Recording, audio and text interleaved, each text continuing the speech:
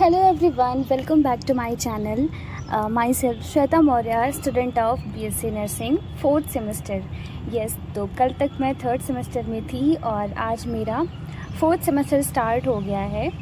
तो अब मैं 4th semester की स्टूडेंट हूँ। तो अगर आप KGMU, ABVMU, UP सीनेट या फिर UP BSc nursing entrance exam की प्रिपरेशन कर रहे हैं तो ये वीडियो आपके लिए है। और आपको पता होगा कि आपके जो एप्लीकेशन फॉर्म है वो भी रिलीज़ हो चुके हैं एंड आपके एग्ज़ाम्स अब 14 जून को होने वाले हैं। तो आपके पास अब कुल मिला के 1 महीने का टाइम बचा है। तो मैंने इसके लिए एक नर्सिंग एप्टीट्यूड की सीरीज स्टार्ट की है जिसमें मैं जो एग्ज़ाम के बेसिस पे जो इम्पोर्टेंट टॉपिक्स हैं या फिर इम्पोर्टेंट चैप्टर्स हैं, जो क्वेश्चंस हैं, वो कराने वाली हूँ, जिससे कि आपको ज़्यादा से ज़्यादा क्वेश्चंस आपके एग्ज़ाम में मिलेंगे और उससे हेल्प होगी कि आपका जो एग्ज़ाम हो वो अच्छे से जाए। तो इसके लिए सबसे पहला जो चैप्टर है वो है history of nursing and nursing as a profession. वैसे ये चैप्टर FON यानी कि BSc नर्सिंग फर्स्ट सेमेस्टर का है, बट नर्सिंग एप्टीट्यूड से इससे काफ़ी क्वेश्चंस पूछे जाते हैं। तो अभी आप पढ़ लेंगे तो ये जो सारे टॉपिक्स हैं वो बाद में भी आपको काम आएंगे। तो चलो स्टार्ट करते हैं। पहला चैप्टर है history of nursing and nursing as a profession. सबसे पहला टॉपिक है इसमें हिस्ट्री ऑफ नर्सिंग। तो जो नर्स वर्ड है उसकी जो ओरिजिन हुई है वो लैटिन वर्ड से हुई है, लैटिन वर्ड न्यूट्रायर से हुई है, जिसका मतलब होता है सकल। सो जो नर्स का मतलब होता है एक तरह से किसी दूसरे इंसान को नरिशमेंट प्रोवाइड करना, उसको प्रोटेक्शन देना या फिर उसकी हेल्प करना। सो नर्स का जो मतलब असली होता है वो यही होता है कि नरिशमेंट प्रोवाइड करना। जो नर्स होती हैं वो प्राइमरी असिस्ट करती हैं उन इंडिविजुअल्स को जो बीमार हो या फिर उनकी रिकवरी के लिए या फिर उनकी पीसफुल डेथ के लिए वो उनमें हेल्प करती हैं। नर्सिंग एक ऐसा प्रोफेशन है, वो सभी इंडिविजुअल्स, चाहे वो ओल्ड हो या फिर यंग हो, चाहे बीमार हो चाहे वो सही हो, चाहे गरीब हो या अमीर हो, लिटरेट हो या इलिटरेट हो, ये कोई भी हॉस्पिटल हो, सारी जगह से नर्सिंग प्रोफेशन का जो नर्सिंग सर्विस है उससे किसी न किसी तरह का कोरिलेशन होता ही होता है। अब नेक्स्ट टॉपिक है वो है हिस्ट्री ऑफ फ्लोरेंस नाइटिंगेल। तो जो फ्लोरेंस नाइटिंगेल थी उनका जन्म हुआ था 12 मई 1820 में फ्लोरेंस में, जो कि एक इटली का शहर है। सो यहाँ से क्वेश्चंस बहुत ज़्यादा बनते हैं जो फ्लोरेंस नाइटिंगेल से रिलेटेड क्वेश्चंस होते हैं। लाइक कि फ्लोरेंस नाइटिंगेल का जन्म कब हुआ था, तो 12 मई को हुआ था 1820 में, और कौन सी जगह पे हुआ था वो है इटली। नाइटिंगेल का मोस्ट फेमस जो कंट्रीब्यूशन था वो था क्रिमीनियन वॉर के टाइम पे, और ये वॉर कब हुई थी, ये 1854 में हुई थी। तो ये भी क्वेश्चन यहाँ से बनता है कौन सी वॉर में उनका कंट्रीब्यूशन था, तो क्रिमियन वॉर में हुआ था, और जो कि 1854 में हुआ था। और इस टाइम पे उन्होंने सोल्जर्स की बहुत ज़्यादा हेल्प की थी। जो इंजर्ड सोल्जर थे उस टाइम पे उनकी ड्रेसिंग करना और उनका जो वुंड था उसकी केयर करना, ये सब उन्होंने बहुत ही अच्छे से किया था। नाइटिंगेल का ये मानना था जो मेजॉरिटी ऑफ डेथ्स हो रही हैं वो पुअर न्यूट्रिशन, सप्लाई की कमी की वजह से या फिर ख़राब एयर की वजह से और ओवरवर्क्ड सोल्जर की जो सोल्जर से बहुत ज़्यादा काम करवाया जा रहा था उसकी वजह से हो रही थी। तो उन्होंने एक डेटा कलेक्ट किया था और उस पर उन्होंने बहुत ज़्यादा वर्क किया था। नाइटिंगेल को लेडी विद द लैम्प भी कहा जाता था, क्योंकि जब क्रिमियन वॉर चल रही थी उस टाइम पे जब रात में सोल्जर्स को ज़रूरत होती थी तो वो रात में लैम्प लेके सोल्जर्स की हेल्प करने जाती थी। इस वजह से उनको the lady with the lamp इस नाम का निकनेम मिला था।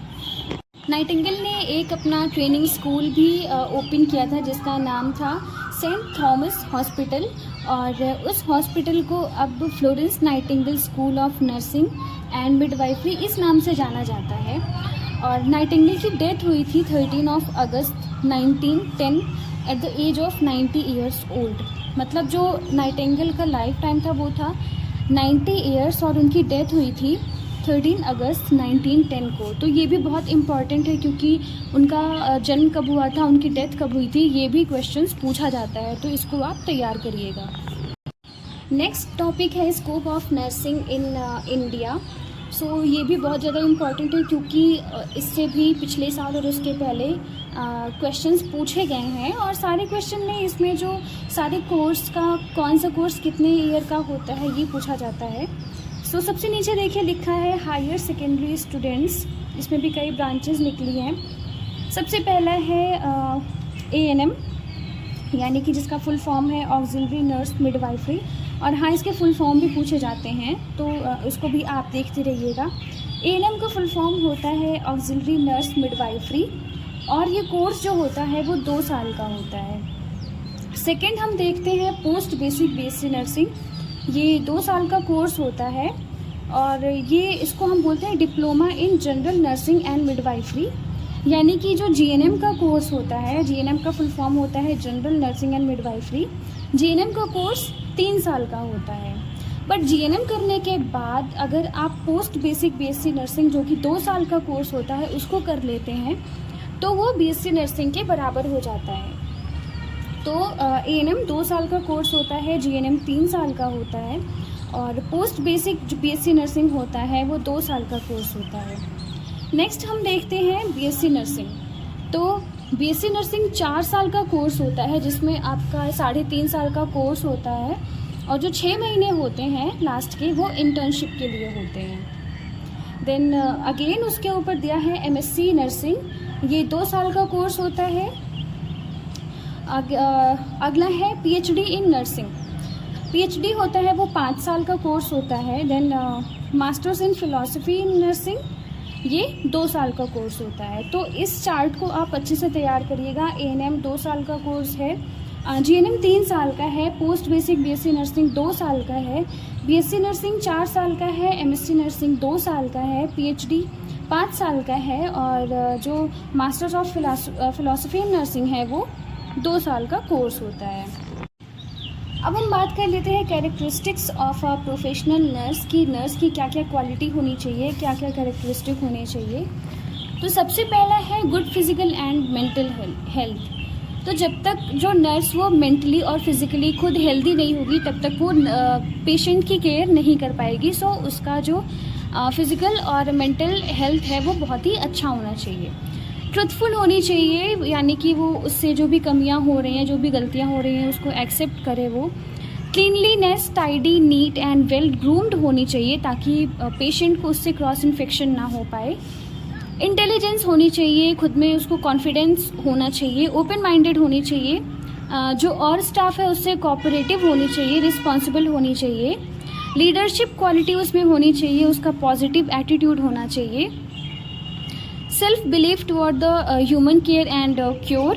देन जो उसकी फैमिली और सोसाइटी के प्रति जो रिस्पॉन्सिबिलिटी है उसको वो समझे। तो ये सब कैरेक्टरिस्टिक होता है एक प्रोफेशनल नर्स की। देन नेक्स्ट टॉपिक है कोड ऑफ एथिक्स। तो देखो हर फील्ड में कुछ ना कुछ एथिक्स होते हैं, कुछ ना कुछ उसके मोरल वैल्यू होते हैं जिसको हमें फॉलो करना पड़ता है। तो ऐसे ही नर्सिंग में भी एथिक्स हैं जिसको हम कोड ऑफ एथिक्स कहते हैं। ये जो एथिक्स हैं वो हर जो मेंबर होते हैं उसको उनको फॉलो करना होता है और ये जो कोड ऑफ एथिक्स हैं वो हमें ये बताते हैं कि उनकी रिस्पॉन्सिबिलिटी क्या है टुवर्ड्स जो स्टाफ है उनके प्रति उनकी क्या जिम्मेदारियां हैं, जो कोवर्कर्स उनके साथ हैं उनके साथ उनकी क्या रिस्पॉन्सिबिलिटी है और सोसाइटी के प्रति उनकी क्या जिम्मेदारियां हैं, ये कोड ऑफ एथिक्स बताता है। और ये रूल्स और रेगुलेशन एक सेट करता है जिसके अंडर में हमें काम करना होता है, उसके एक लिमिट सेट करता है जिस लिमिट के अंदर हमें रह के काम करना होता है और क्या सही है क्या गलत है उस बिहेवियर को ये एक सेट करता है।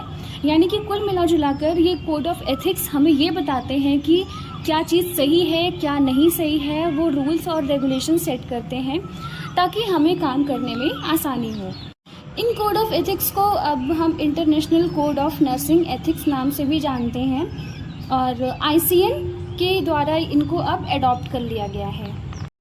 कोड ऑफ एथिक्स के 5 पार्ट्स होते हैं, 5 मेंबर होते हैं। सबसे पहला है नर्सेज एंड पीपल। नर्सेज का लोगों के प्रति क्या जिम्मेदारी है। देन दूसरा है नर्सेज एंड प्रैक्टिस, उनका जो काम है उसके प्रति उनकी क्या जिम्मेदारियां हैं।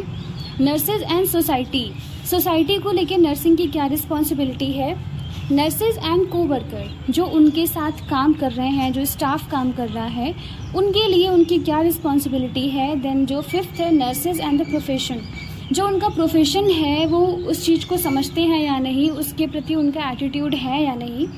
इस सारी चीज़ों को हैंडल करता है कोड ऑफ एथिक्स, और ये नर्सेज को बताता है कि उनकी किसके प्रति क्या रिस्पॉन्सिबिलिटीज़ हैं। एंड लास्ट एक चीज़ बचती है INC, तो इसका फुल फॉर्म होता है इंडियन नर्सिंग काउंसिल, और इस एक्ट को पास किया गया था 1947 में। तो ये भी यहाँ से एक क्वेश्चन बनता है कि INC कब पास किया गया था इस एक्ट को, तो 1947 में। सो ये चैप्टर आपका ख़त्म होता है history of nursing and nursing as a profession.